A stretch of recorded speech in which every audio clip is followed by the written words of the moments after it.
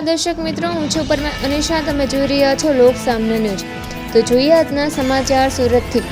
રાજ્યની સરકારી આરોગ્ય સંસ્થામાં સ્વચ્છતા અને સુવ્યવસ્થા વધુ મજબૂત બનાવવા માટે શરૂ કરાયેલા નમો સ્વચ્છતા અભિયાન અંતર્ગત સુરતની નવી સિવિલ હોસ્પિટલમાં વિશેષ સફાઈ અભિયાન હાથ ધરાયું છે.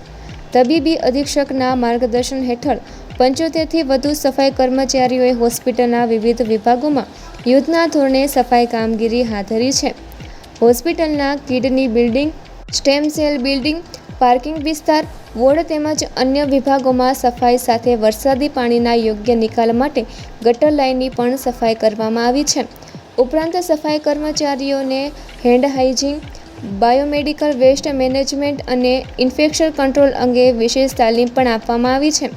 આ અભિયાનનો મુખ્ય હેતુ દર્દીઓ અને તેમના સ્વજનોને વધુ સ્વચ્છ, સુરક્ષિત અને આરોગ્યપ્રદ વાતાવરણ ઉપલબ્ધ કરાવવાનો છે. તો ફરી મળીશું એક નવા સમાચાર સાથે. ત્યાં સુધી જોતા રહો લોક સામના ન્યૂઝ.